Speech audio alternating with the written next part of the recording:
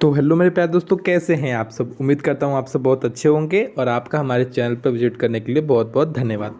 पिछले कुछ दिनों से मैं गायब हूँ, इसके लिए माफ़ कीजिएगा। कुछ घर में प्रॉब्लम चल रही है जिसकी वजह से थोड़ा तबीयत ख़राब की प्रॉब्लम चल रही है। थोड़ी मम्मी की तबीयत ठीक नहीं है जिसकी वजह से थोड़ा सा गैप लग जा रहा है, माफ़ कीजिएगा। लेकिन काफ़ी लोग के कमेंट भी आ रहे हैं कि हाँ, कोई कह रहा है इकोलॉजी के लिए। मेरे को कम से कम 5-6 कमेंट आए हुए हैं जहाँ पे ये बताया गया है कि आप इस चैप्टर को पढ़ा दीजिए। और कुछ लोग का कहना है कि हमारे पेपर आने वाले हैं, इसलिए बॉटनी सेकंड का कुछ इंपॉर्टेंट टॉपिक पढ़ा दीजिए। तो मैं कोशिश करता हूं कि आपको बॉटनी सेकंड की भी चीज़ें बता दूं और आपका इकोलॉजी भी कैसे भी करके आपको दे दूं आपके पेपर से पहले। तो मेरी पूरी कोशिश रहेगी। तो आइए आज की वीडियो स्टार्ट करते हैं। आज की वीडियो में हम BSc third year botany first paper के यूनिट फर्स्ट का एक ऐसा क्वेश्चन देखने वाले हैं जो हर साल या कह सकते हैं हर एक साल के गैप के बाद ये क्वेश्चन पूछ दिया जाता है और इस बार पूछने की बहुत ज़्यादा चांसेस हैं। नाम है उसका सेंटर ऑफ ओरिजिन और एक और क्वेश्चन है जिसका नाम है डोमेस्टिकेशन ऑफ प्लांट। दोनों टॉपिक तो बहुत सिंपल हैं, बहुत सिंपल है, सिर्फ जानने की बात है और आप जानते भी हैं। इतनी बार उसका नाम लिया गया है कि आप उससे परिचित हैं। बस आज थोड़ा डिटेल से जान जाएंगे तो चीज़ें आसान हो जाएंगी। अच्छे से देख लीजिएगा, छोटा सा क्वेश्चन है लेकिन काम का है। तो आइए स्टार्ट करते हैं।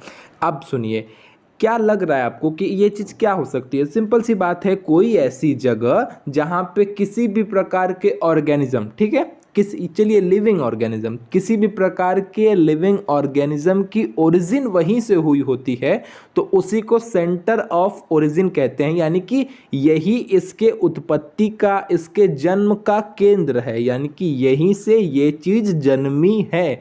इस तरीके के वर्ड के लिए हम सेंटर ऑफ ओरिजिन का वर्ड यूज करते हैं। चूंकि हम बॉटनी में पढ़ रहे हैं तो बॉटनी के हिसाब से क्या हो जाएगा, हम प्लांट की बात करेंगे। अगर जूलॉजी होती तो हम एनिमल की बात करते हैं और एक चीज़ कहते हैं कि हाँ, यहीं से इस प्रकार का जीव निकला रहा होगा या इसकी उत्पत्ति यहीं से हुई होगी। जैसा कि हम और भी बहुत सारे कॉन्सेप्ट में पढ़ते हैं कि हाँ, ये प्रकार का जीव इस जगह से निकला हुआ है। आज की वीडियो में हम सिर्फ प्लांट की बात करेंगे।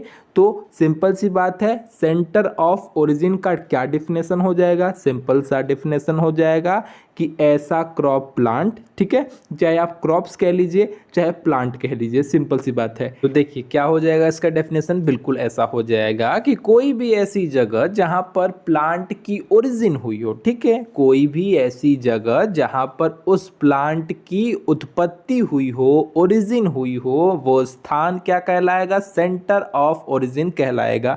यानी कि यहीं पर इस प्लांट का जन्म हुआ है, यही चीज़ न कहेंगे। तो यही चीज़ तो बताई जा रही है। जैसे हमने, आपको याद होगा, हमने चावल में क्या देखा था, हमने वहाँ पे आपको बताया था, सिंपल सी बात बताई थी कि ऐसा माना जाता है कि इसकी ओरिजिन गोंडवाना महाद्वीप पर हुई है, जो एक बहुत ही बड़ा महाद्वीप था गोंडवाना, वहाँ पर हुई है। फिर वो जब गोंडवाना महाद्वीप अलग हुआ, अलग होके 4 आपके सब कॉन्टिनेंट बने, वो भी आपके महाद्वीप ही हैं। तो ये जो अलग 4 बने, इस तरीके से वो अलग अलग जगह पर पहुंच गया। आपको याद भी होगा चावल वाले कॉन्सेप्ट में मैंने आपको ये चीज़ समझाई थी। तो जिस तरीके से हम कहते थे कि हाँ, चावल की जो ओरिजिन है वो गोंडवाना महाद्वीप पर हुई है, ऐसा माना जाता है, उसी प्रकार से किसी भी प्रकार का जो पौधा है या कह लीजिए जो किसी भी प्रकार का जो फसल है, उसकी ओरिजिन सबसे पहले कहाँ पे हुई थी, उसी को कहते हैं सेंटर ऑफ ओरिजिन, ठीक है। अब बात आती है कि इस कॉन्सेप्ट को दिया किसने था, ठीक है, सिंपल सी बात है। तो आप समझिए कि इसे दिया किसने था। देखिए, इस कॉन्सेप्ट को सबसे पहले किसने बोला था या किसने इसके बारे में जिक्र किया था, अगर इसकी बात करेंगे तो इसने इनका नाम था, माफ़ कीजिएगा, APD कैंडोल साहब, ठीक है। इन्होंने अपनी एक बुक थी इनका, उसका नाम था ओरिजिन ऑफ कल्टिवेटेड प्लांट, उसमें इसके बारे में उन्होंने जिक्र किया था। ध्यान दीजिएगा, जिक्र किया था। इसी वजह से इनको इसका फाउंडर नहीं माना जाता है। जो इसका फाउंडर माना जाता है या जिसने इस कॉन्सेप्ट को सबके सामने रखा, वो थे आपके वेवी-लोब। पूरा नाम था NI वेवी-लोब। इन्होंने रखा था और इसके ऊपर बहुत दिनों तक, कई सालों तक रिसर्च की। उस रिसर्च के बाद उन्होंने सेंटर ऑफ ओरिजिन का कॉन्सेप्ट दिया था। लेकिन इस चीज़ के बारे में APD कैंडोल साहब ने पहले ही अपनी पुस्तक, माफ़ कीजिएगा, अपनी book origin of cultivated plant में बता दिया था। अब जरा आपका टेस्ट ये है कि आप हमें ये बताइएगा कि ये ओरिजिन ऑफ कल्टीवेटेड प्लांट का जिक्र हमने इससे पहले भी कहीं पर किया है, कहाँ पर किया था, किस सेक्शन में किया था, बस उस चैप्टर का ही नाम, उस टॉपिक का नाम बता दीजिएगा कि वीट में किया था, कि शुगर कैन में किया था, कि राइस में किया था। ऑप्शन में इतना तक दे दिया हूँ, ज़रा बताइएगा तो कमेंट में। तो कैंडोल जी ने इसके बारे में जिक्र किया था, नाम थोड़ा काफ़ी बड़ा है इनका। इनका पूरा नाम अल्फोंसे लुइस पियरे डी कैंडोल था। क्या नाम था? अल्फोंसे लुइस पियरे डी कैंडोल साहब, ठीक है। इन्होंने ही अपनी ये बुक लिखी थी और उसमें इस कॉन्सेप्ट को बारे में बताया था। और ये भी उसमें बताया था कि जो जितने भी प्रकार के ये जो आज के टाइम में आप जिन भी प्लांट्स का कल्टीवेशन कर रहे हैं वो पहले आपकी वाइल्ड प्लांट रही होंगी और इसी वाइल्ड प्लांट से आपका कल्टीवेटेड प्लांट स्पीसीज का डेवलपमेंट हुआ होगा। और जो कि आज के टाइम में आपको ऐसा लग रहा होगा कि इसमें कौन सी बड़ी बात है, वो तो सबको ही पता है कि पहले ये जंगली फॉर्म में ही पाए जाते रहे होंगे, फिर उससे इसमें आ गए। बस फ़र्क ये है कि आज आपको ये चीज़ें पता हैं, उन्होंने इस चीज़ को बताया था इसी वजह से अब हमें ये चीज़ पता है, वरना थोड़ा टाइम लगता। इतनी आसानी से नहीं कह सकते थे कि हाँ ये उसी वाइल्ड स्पीसीज से ही डेवलप हुई हैं। आज के टाइम पे ये बड़ा सिंपल लगेगा कि जाहिर सी बात है पहले जब कोई नहीं था तो ये लोग जंगली अवस्था में यानी कि वाइल्ड फॉर्म में ही पाए जाते रहे होंगे, वैसे ही घास की तरह कहीं भी उग रहे होंगे। ऐसे समझ लीजिए, आपको कोई प्लांट खाना है या कोई फसल आपको खानी है, आपको कैसे पता? स्टार्टिंग का विषय सोचिए, उस टाइम पे हमें कुछ पता भी नहीं है कि पका के खाना है कि कैसे खाना है, तो बस वही चीज़ है। तो उन्होंने ये भी चीज़ अपने उस पुस्तक में बताई थी कि ये जो आज की कल्टीवेटेड प्लांट्स हैं वो कभी ना कभी आपकी वाइल्ड प्लांट रही होगी और उसी वाइल्ड प्लांट से आपकी कल्टीवेटेड या डोमेस्टिकेटेड प्लांट का डेवलपमेंट हुआ है। नॉर्मल सी बात है, आप समझ गए होंगे।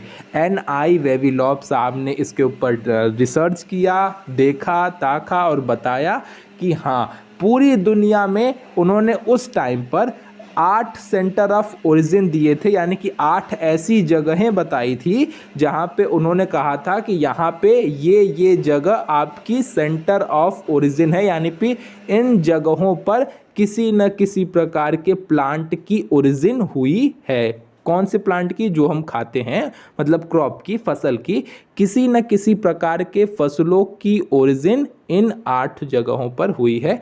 अब कौन कौन से मुख्य उसमें है वही आपको 8 जगहें देखनी है और वहाँ पे कौन कौन सी प्लांट की ओरिजिन मानी जाती है ये चीज़ें आपको देखनी है। हाँ, साथ ही ध्यान दीजिएगा, अब ये सेंटर ऑफ ओरिजिन का कॉन्सेप्ट का कहानी ख़त्म है, ये इन्होंने दिया था इस वजह से आपको पढ़ना पड़ रहा है। अब आ गई आपकी सेंटर ऑफ डाइवर्सिटी। डाइवर्सिटी मतलब कि वो स्थान जहाँ पे किसी प्लांट स्पीसीज़ का या किसी फसल की स्पीसीज़ का बहुत ज़्यादा वेरिएशन देखने को मिलता है, बहुत अलग अलग तरीके की स्पीसीज़ देखने को मिलती है, वहाँ पे उस प्लांट से संबंधित सबसे ज़्यादा स्पीसीज़ पाई जाती है, उस जगह को आप सेंटर ऑफ डाइवर्सिटी कह सकते हैं, यानी कि विविधता का केंद्र कह सकते हैं। ठीक है, तो इस टाइम पे आधुनिक जो वैज्ञानिक है वो इस कहानी का काम खत्म कर चुके हैं कि हाँ सेंटर ऑफ ओरिजिन आप किसी को माने, वो इस चीज़ को हटाकर सेंटर ऑफ डाइवर्सिटी कर दिए हैं, यानी कि जिस जगह पर जितना ज़्यादा वेरिएशन यानी कि विविधता यानी कि अलग अलग प्रकार की प्लांट की या जो भी आप कह लीजिए क्रॉप की स्पीसीज देखने को मिलेगी, उसे ही हम सेंटर ऑफ डाइवर्सिटी मानेंगे। ठीक है, चलिए अब चीज़ें आपको समझ में आ गई होगी। वही चीज़ इंग्लिश में लिखी है, मेरी बातों को सुनकर लिख लीजिएगा, मैं बहुत ज़्यादा हिंदी नहीं दे पाऊँगा। इंग्लिश तो एक बार को मैं जल्दी टाइपिंग भी कर लेता हूँ, हिंदी में टाइम लगता है, थोड़ा मैं परेशान हूँ, मेरी परेशानी को समझिएगा ना। चलिए देखिए, सेंटर ऑफ ओरिजिन को 2 टाइप्स में बांटा गया है। एक आपका प्राइमरी सेंटर ऑफ ओरिजिन, दूसरा secondary centre of origin. Simple सी बात है, प्राइमरी का मतलब क्या होता है? प्राइमरी का मतलब ये होता है कि कोई प्लांट जहाँ पे उसकी ओरिजिन भी हुई हो और उस प्लांट की अधिकतम डाइवर्सिटी भी वहाँ देखने को मिले, यानी कि उस जगह पर उस प्लांट की बहुत सारी स्पीसीज देखने को भी मिले और उसकी ओरिजिन भी वहीं पर हो। उसे हम प्राइमरी मानेंगे। सेकेंडरी किसे मानेंगे? सेकेंडरी उसे मानेंगे जहाँ उस जगह पर जहाँ पर उस प्लांट की ओरिजिन तो ना हुई हो, लेकिन वहाँ पे डाइवर्सिटी यानी कि उसकी बहुत ही ज़्यादा स्पीसीज देखने को मिलती है, बहुत ही ज़्यादा स्पीसीज पाई जाती है, उस जगह को सेकेंडरी सेंटर ऑफ ओरिजिन कहते हैं। थोड़ा सोच के बोलना पड़ रहा है वरना चीज़ें मिक्स हो जाएंगी ना।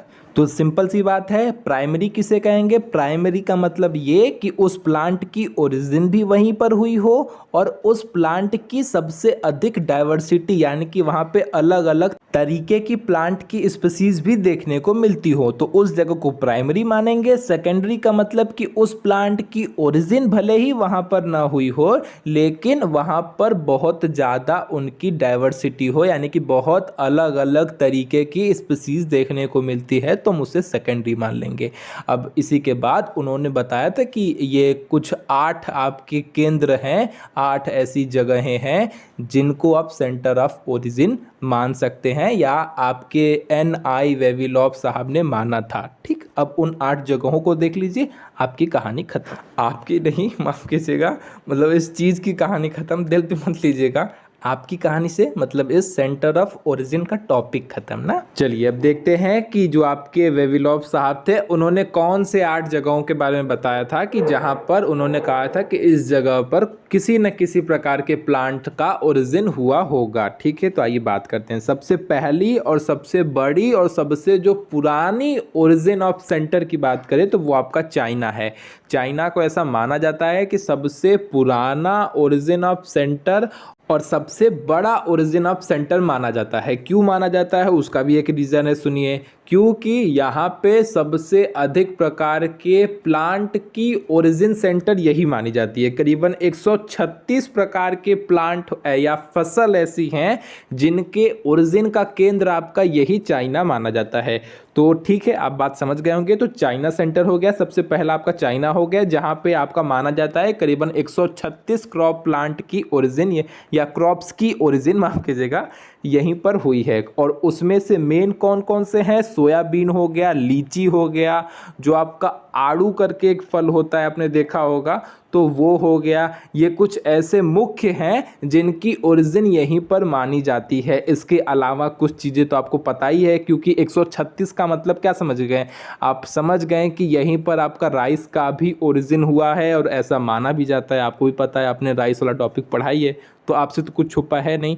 लेकिन ठीक है, ये 2 ऐसे मेन हैं जिनका माना जाता है। वैसे तो यहाँ पे 136 तरीके की प्लांट का ओरिजिन सेंटर माना जाता है। अब बात करते हैं भारत की। तो इंडिया जो सेंटर बना है, जो आपका हिंदुस्तान सेंटर बना है, इसको 2 पार्ट्स में डिवाइड किया गया है। एक आपका इंडो बर्मा, एक आपका इंडो मलाया।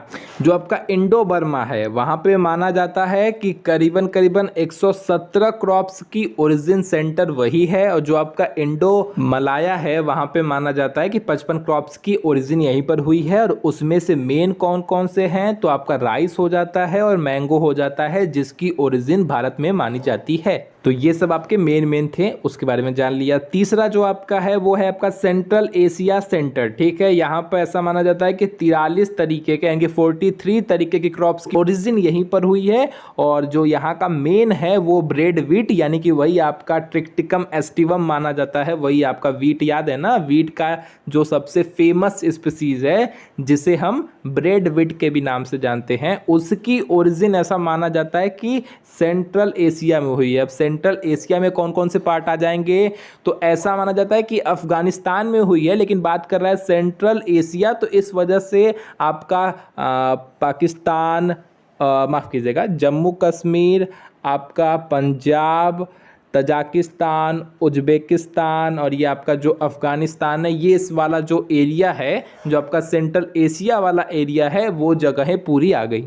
तो ये आपका थर्ड हो गया। फोर्थ की बात की जाए तो आपका माइनर एशिया जो है वो सेंटर हो गया। और यहाँ पर ऐसा माना जाता है कि 83 तरीके के 83 तरीके की प्लांट्स की या क्रॉप्स की ओरिजिन यहीं पर हुई है। और उसमें से भी जो मेन की बात की जाए वो आपका ग्रेप्स हो जाएगा, आलमंड्स हो जाएगा, यानी कि अंगूर और बादाम। और ऐसा माना जाता है कि सेब की भी उत्पत्ति यहीं पर हुई है। सो आप मान लीजिए, अब भैया मानना ही है तो मान लीजिए, क्या दिक्कत है।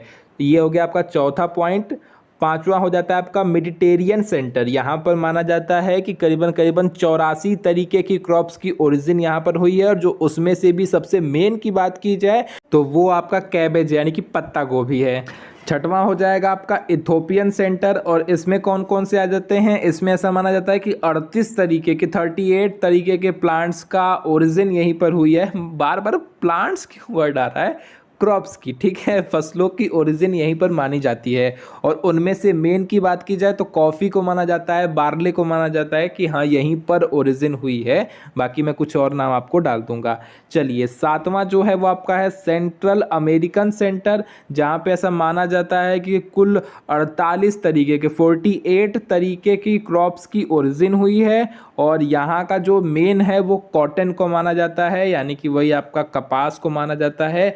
और जो आठवां और सबसे लास्ट वाला है जो आपका साउथ अमेरिकन सेंटर है, इसको 3 पार्ट्स में डिवाइड किया गया है, और यहाँ पे माना जाता है कि करीबन 62 यानी कि 62 तरीके के क्रॉप्स की ओरिजिन हुई है। और यहाँ का जो मेन है वो आपका पोटैटो, पपाया, टोमेटो और तंबाकू को भी माना जाता है, टबैको कहते हैं ना, टबैको, तो इनकी ओरिजिन यहीं पर हुई है ऐसा माना जाता है। ठीक है, ये आपको चीज़ें लिख दी है। तो बस आज के लिए इतना ही।